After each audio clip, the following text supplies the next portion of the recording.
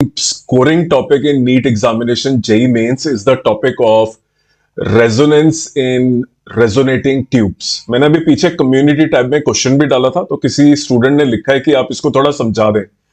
तो आज हम क्या करेंगे, थोड़ा सा इस वीडियो के अंदर समझ लेंगे कि open pipe versus closed pipe में क्या होता है। पहले हम जो इस वीडियो में देखेंगे कि ये रेजोनेंस का फिनोमेना होता कैसे है। स्पेशली जो हमारा फोकस रहेगा वो बाउंड्री कंडीशन पे होगा।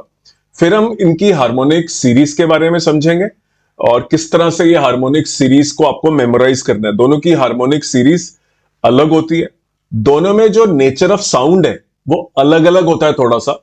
और एग्जाम्पल आप याद कर सकते हैं कि फ्लूट, ऑर्गन पाइप, रिकॉर्डर जो होता है, ये सब जो है there examples of open pipe, मतलब दोनों साइड पे ओपन होती है।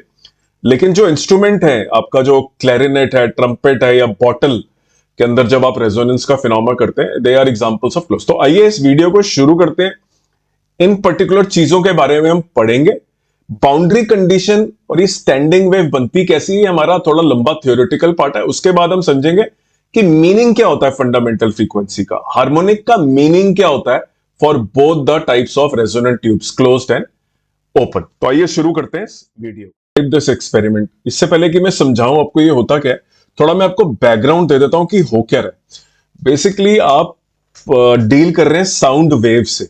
साउंड वेव्स प्रोड्यूस होती हैं लॉन्ग, जो ट्यूनिंग फोक है जो आप रखते हैं, आपने स्कूल में भी एक्सपेरिमेंट करा होगा, तो वो साउंड वेव्स ट्रेवल करती हुई जाती हैं। तो ये एक्सपेरिमेंट में sound is the main thing, और वो जो साउंड जाता है वो एयर पार्टिकल्स जो होते हैं उसको वाइब्रेट करता है, राइट।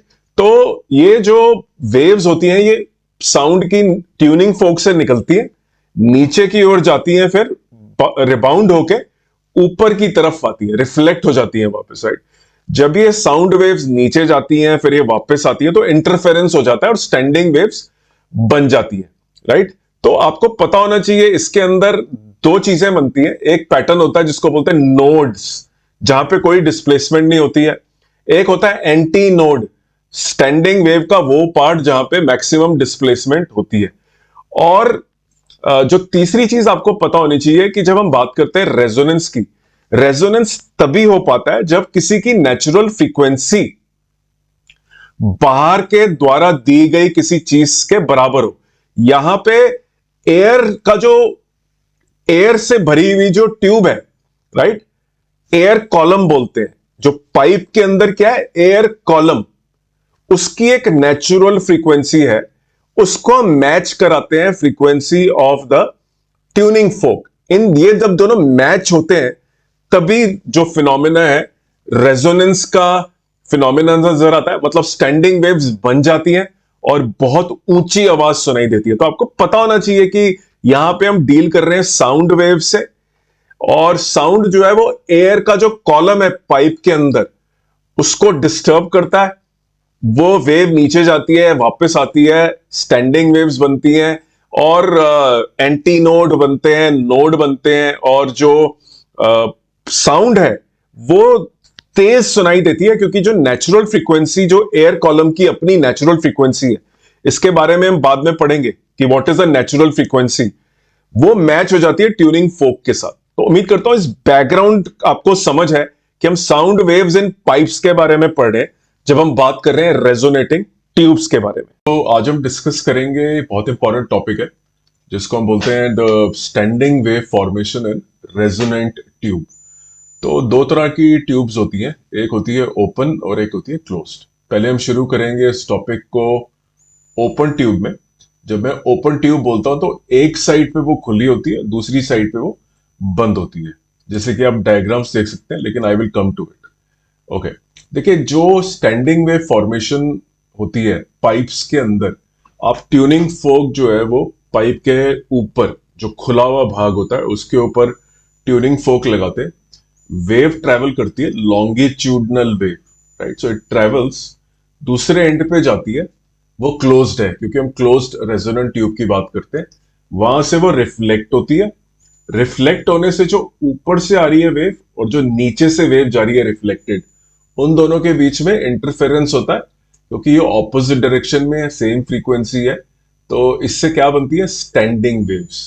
तो जो फिनोमिना ऑफ रेजोनेंस है जो आपको दिखता है, basically it is the formation of standing waves in the tube. अभी हम बात कर रहे हैं क्लोज्ड ट्यूब की, राइट। तो जो ट्यूब का कोना या एंड जो है बंद होता है, क्लोज्ड होता है, वहां पे सिर्फ जो फॉर्मेशन होती है that is a formation of a node. वहां पे जो एयर मॉलिक्यूल्स है वो हिल नहीं सकते, राइट। तो जब भी वेव जाके टकराती है वहां पे, ट्यूनिंग फोक से निकली हुई वेव जब एंड पे जाके टकराती है तो उसका फेज इन्वर्जन हो जाता है, 180 डिग्री बदल जाती है। तो अगर लॉन्गिट्यूडनल वेव का रेरेफैक्शन जाके टकराया है तो वापसी के टाइम पे वो कंप्रेशन बन जाएगा, राइट। तो उल्टा हो जाता है, जो क्लोज्ड एंड है वहां पे एयर मॉलिक्यूल्स वाइब्रेट नहीं कर सकते, वहां पे नोड बनता है, फेज इन्वर्जन होता है। और जो ओपन एंड होता है वो हमेशा एंटी नोड बनता है। वो वहां पे जो है आपको नजर आएगा कि जो एयर मॉलिक्यूल्स हैं वो डिस्प्लेस हो सकते हैं, जगह होती है। और उस जगह पे आप देखेंगे, जो डायग्राम में भी देखेंगे, खुला हुआ मुंह जो है, राइट, वो वाला जो है that is called the anti node. तो रेजोनेंट ट्यूब जो क्लोज्ड पाइप होती है उसके अंदर क्या होता है, रिफ्लेक्शन, नीचे जाके फेज इन्वर्जन, और फिर ऊपर आते हुए interference between the reflected way and the incident way which is coming from the tuning folk, resulting in formation of standing waves, right. तो ये तो हमने समझ लिया कि इसके अंदर स्टैंडिंग वेव्स बन जाती है। और अब हम पढ़ते हैं कि इसके अंदर किस तरह की फ्रीक्वेंसीज बनती है। तो अगर आप डायग्राम को देखेंगे, राइट, क्लोज्ड वाले को आप पढ़ सकते हैं जो मैंने लिखा हुआ है, लेकिन मैं आपको वो जो लिखा हुआ है उसी को समझा रहा हूं कि क्या हो रहा है। तो जो अगर आप पाइप को ध्यान से देखेंगे तो ये पाइप्स जो हैं, इसको मैंने हॉरिजॉन्टली दिखाया हुआ है। ट्यूनिंग फोक ऑब्वियसली हॉरिजॉन्टल पाइप के सामने रखा हुआ है। तो अब पहला डायग्राम अगर आप देखेंगे तो उसके अंदर आपको नजर आएगा कि जो आपका पहली जो आपकी जो फंडामेंटल फ्रीक्वेंसी है, राइट, उसके अंदर क्या होता है, ये वाला जो फेस है ये ओपन फेस, राइट, ये एंटी नोड है, और जो क्लोज्ड है वो नोड है। ये हॉरिजॉन्टल पड़ी हुई है, इससे आपको कोई फर्क नहीं पड़ता, आप इसको सीधा भी रख सकते हैं इससे, और ऊपर से ट्यूनिंग फोक आप मार सकते हैं। तो इसके अंदर जो ये पूरा का पूरा नोड और एंटी नोड है, इसके बीच में जो डिस्टेंस है वो पूरा का पूरा ऑक्यूपाइड है बाय द वेव, राइट। और अगर आप देखेंगे ये this is 1/4 of the wave, okay. So जो लैम्डा, जो आपका जो लैम्डा 1/4 है that is equal to L. पूरी लेंथ जो है पाइप की, जिसको हम क्लोज्ड पाइप बोलते हैं, closed at one end, has been occupied by 1/4 of the generated wavelength. दूसरे डायग्राम में आप जाएंगे, उसको बोलते हैं फर्स्ट ओवरटोन। पहला होता है जब एक 1/4 of the wave has occupied the length, it is called as a fundamental. अब आप ध्यान से देखो, सेकंड के अंदर ये वाला एंड अभी भी नोड है और ये वाला एंड एंटी नोड है, लेकिन इसके अंदर जो नंबर ऑफ वेव्स हैं, राइट, वो कितनी आ रही है, 3/4। वेवलेंथ घट गई है लेकिन ज्यादा वेव अंदर आ रही है। तो ये तो हो गई हाफ और ये हो गई 1/4। इनको अगर आप ऐड करेंगे तो 3/4। ऑब्वियसली वेवलेंथ कम हो गई है, तो 3/4 λ/2 लिखा है। इसको हम बोलते हैं फर्स्ट ओवरटोन। तो इस 3/4 λ/2 ने पूरी की पूरी लेंथ को ऑक्यूपाई करा है, इसलिए ये रिलेशनशिप लिखा है हमने कि λ2 is equal to 4/3 L, okay. इसी तरह से अब अगले में जाएंगे, this is called the second overtone, right, and then the third overtone. इसमें जो रिजल्ट ये आता है कि अगर आपको nth हार्मोनिक लिखना है इसका, right, which is the multiple of the fundamental frequency. Harmonic का मतलब है जो फंडामेंटल फ्रीक्वेंसी के कितने गुना फ्रीक्वेंसीज जनरेट हो पाती है। So you can write the general expression as 2n-1/4L into v। ये फ्रीक्वेंसी है, याद रखिए। अभी तक जो पढ़ रहे थे ऊपर, हम पढ़ रहे थे कि how to link the wavelength and the length of the tube. Tube की लंबाई और वेवलेंथ को लिंक करा, फिर वेलोसिटी ऑफ साउंड हमको मालूम है, तो वेलोसिटी का फॉर्मूला होता है फ्रीक्वेंसी इनटू द वेवलेंथ। उनको लिंक कर लिया आपने। तो अगर आपकी वेवलेंथ जो है इसके अंदर सब्सिक्वेंटली आप देखेंगे कि पहली वेवलेंथ जो है that is coming out to be 4L, then 4/3L। तो वेवलेंथ आपकी कम होती जा रही है, फ्रीक्वेंसी आपकी बढ़ती जा रही है। इन फ्रीक्वेंसीज को बोलते हैं हार्मोनिक्स। और अगर आपको कोई जनरल एक्सप्रेशन चाहिए how to link the length of the close tube with the generated wavelength, then this is the expression. Okay, so you can see कि जो पाइप है it can only support the odd harmonics of the frequency. You can see this word, right? 2n minus 1 is odd. आप n की value कुछ भी डालेंगे तो odd number आएगा। 2 2s are 4, 4 minus 1 3, 3/4। तो जो फर्स्ट हार्मोनिक है that is of this particular wavelength, उसकी फ्रीक्वेंसी निकालने के लिए आप यहाँ पे n इज इक्वल टू 1 डाल दें। सिमिलरली जो थर्ड हार्मोनिक है जिसको फर्स्ट ओवरटोन बोलते हैं, ये टर्मिनोलॉजी भी आपके दिमाग में क्लियर होनी चाहिए, ये कंफ्यूजन का सोर्स होता है। अगर मैं आपको बोलता हूं कि सेकंड ओवरटोन, राइट, जैसे हमने ओवरटोन का वर्ड यूज करा था इन द केस ऑफ वेवलेंथ।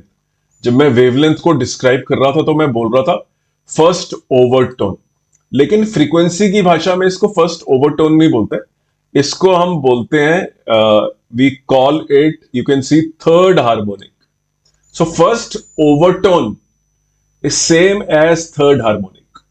तो जब क्लोज्ड पाइप आए क्वेश्चन, अगर उसके अंदर आपको देते हैं fifth harmonic, then they referring to a frequency, जहां पे इस जगह पे आपका 5 आएगा, n इज इक्वल टू 3। लेकिन जो आपका ओवरटोन है वो सेकेंड।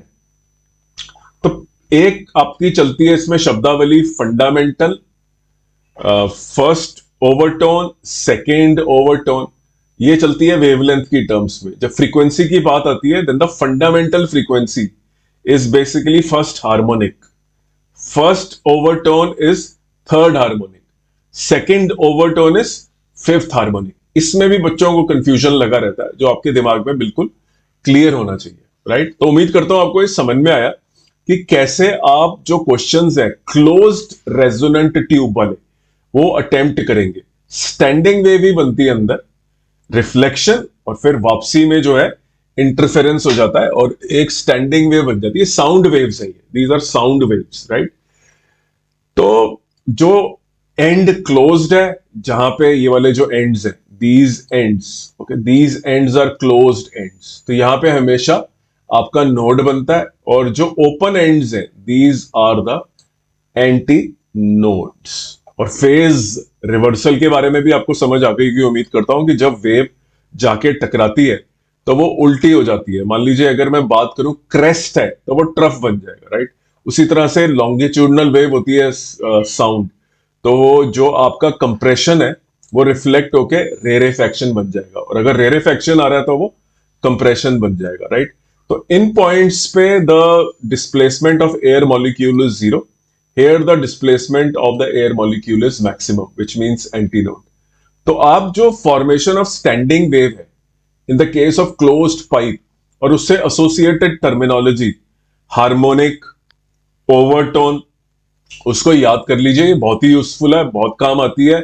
ये बच्चों के दिमाग में कंफ्यूजन हो जाता है कि कैसे इसको हैंडल करना है, फॉर्मूले भूल जाते हैं। फर्स्ट ओवरटोन, हार्मोनिक क्या था, सेकेंड ओवरटोन का क्या मतलब होता है, फिफ्थ हार्मोनिक था या सेवंथ हार्मोनिक था। तो एक एक्सप्रेशन आप इसका ये याद करना है आपको, दूसरा एक्सप्रेशन आपको फ्रीक्वेंसी का याद करना है जो बहुत सिंपल है वैसे भी, और टर्मिनोलॉजी ओवरटोन और हार्मोनिक की याद करके जाएं। बहुत इजीली आप इन क्वेश्चंस को सॉल्व कर पाएंगे। मेरी प्लेलिस्ट के अंदर ऐसे बहुत सारे क्वेश्चन है, उनको पढ़ लें, उनको समझ लें, और आप देखेंगे कि नीट के एग्जाम में और जेई मेंस के एग्जाम में हूबहू सेम क्वेश्चन आपको नजर आएंगे। तो उम्मीद करता हूं ये सेशन आपके लिए यूजफुल था। समझते हैं कि what exactly is the meaning of this fundamental frequency, very important. Okay, so what I have done is मैंने एक पाइप लिया ये वाला। ओके, ये पाइप जो है this is of 1 metre length. Okay, इसके ऊपर मैंने एक ट्यूनिंग फोक रखा है, लेकिन ट्यूनिंग फोक कितनी फ्रीक्वेंसी का रखें कि रेजोनेंस होगा ये मुझे पता लगाना है। तो सबसे पहले मुझे क्या पता लगाना है कि इसकी जो फंडामेंटल फ्रीक्वेंसी है पाइप की वो कितनी है, राइट। तो अगर मैं कैलकुलेशन करता हूं तो fundamental frequency of the pipe is coming out to be, so this is 1 metre. Okay, इस फॉर्मूले का यूज कर लेते हैं, ये वाले, right. So fundamental frequency of pipe is given by 2 minus 2n-1 v/4l। तो n इज इक्वल टू 1 डाल रहा हूं मैं क्योंकि फंडामेंटल फ्रीक्वेंसी है, उसके बाद वेलोसिटी 340 है, लेंथ इज 1 मीटर। इसको सॉल्व करेंगे 85 हर्ट्ज आपका आएगा। So that is the fundamental frequency of the basically the pipe. तो अगर आप ट्यूनिंग फोक 85 का रखेंगे ऊपर यहां पे, राइट, और ये इसकी जो फंडामेंटल फ्रीक्वेंसी हमने कैलकुलेट करी है दैट इज ऑल्सो 85, तभी रेजोनेंस होगा। अगर आपने यहां पे 100 हर्ट्ज का रखा, यहां पे आपने 100 हर्ट्ज का अगर ट्यूनिंग फोक रखा ऊपर, you will not see any resonance. और अगर आप दूसरे फ्रीक्वेंसीज की बात करें, मान लीजिए you take third harmonic, right, third harmonic जब ये अगर स्टैंडिंग वेव दिखाएगा तो 85 इंटू 3 225 हर्ट्ज की इसकी थर्ड हार्मोनिक है। अगर आप यहां पे 225 हर्ट्ज का ट्यूनिंग फोक रखेंगे तभी स्टैंडिंग वेव दिखेगा।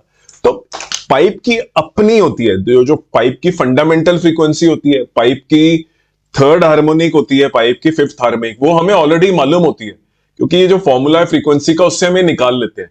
तो हमें ट्यूनिंग फोक भी उसके मैचिंग रखना पड़ता है, नहीं तो रेजोनेंस नहीं हो पाता। तो जो फॉर्मूलेज हैं सारे, they are the fundamental frequency of the pipe. Tuning fork लाना पड़ेगा आपको उसको मैच कराने के लिए, नहीं तो आपको कुछ नजर नहीं आएगा। अगर इसकी 225 हर्ट्ज का आप ट्यूनिंग फोक लाएंगे तो इसमें आपको दिखेगा कि रेजोनेंस हो रहा है, लेकिन अगर आप इसमें 240 का लेके आएंगे तो नहीं होगा क्योंकि इसकी अपनी फ्रीक्वेंसीज 85, 225, 5 मल्टीप्लाई बाय 85 इस तरह की है। उम्मीद करता हूं ये पॉइंट आपको समझ में आया। Again a very important point करते हैं हम ओपन पाइप्स की। देखिए ओपन पाइप के अंदर जो दोनों एंड्स होते हैं they are necessarily antinodes क्योंकि खुले होते हैं, राइट। तो फिनोमिना सेम रहता है कि ट्यूनिंग फोक से वेव ट्रेवल करती है ओपन साइड से, तो वो तो एंटी नोड होता है, दूसरी साइड भी एंटी नोड ही होता है।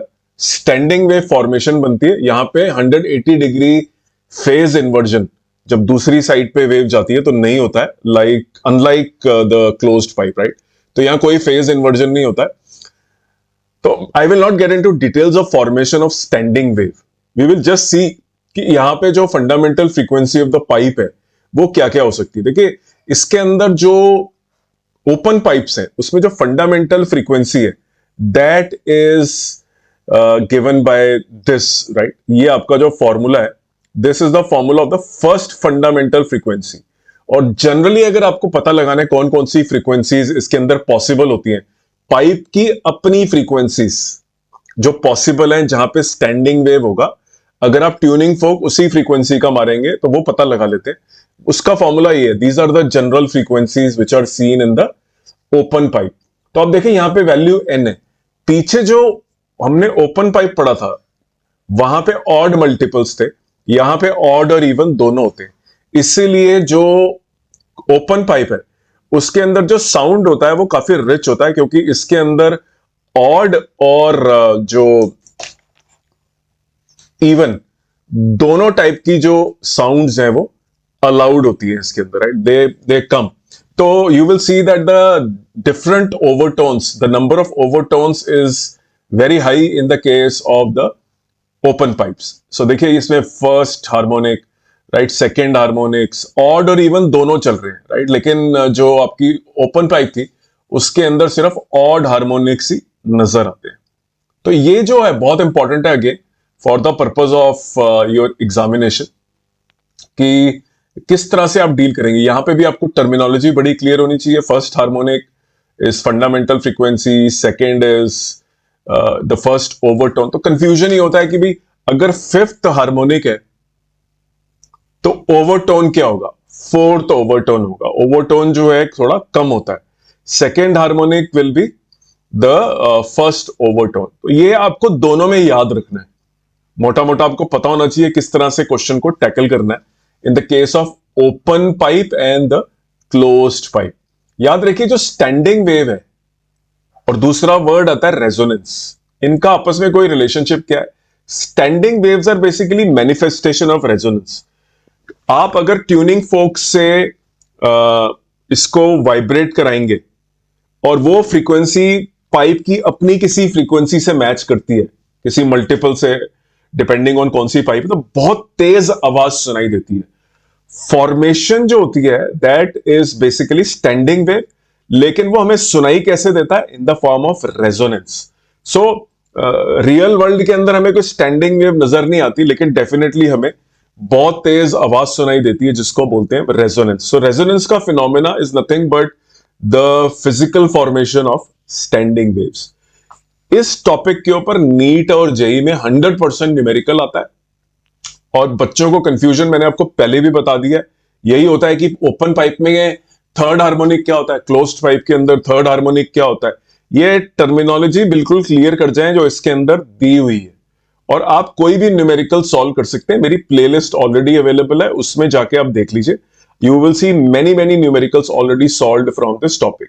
तो उम्मीद करता हूं आपको ये समझ में आया कि कैसे इन क्वेश्चंस को टैकल करना है, किस तरह से ट्यूनिंग फोक और जो फ्रीक्वेंसी ऑफ द पाइप है, डिपेंडिंग ऑन कौन सी पाइप है, आपस में लिंक्ड होते हैं। बाकी टर्मिनोलॉजी याद कर लीजिए, क्वेश्चन करना बहुत इजी हो जाएगा। थैंक यू वेरी मच, और मेरे अगले वीडियो की वेट करिए।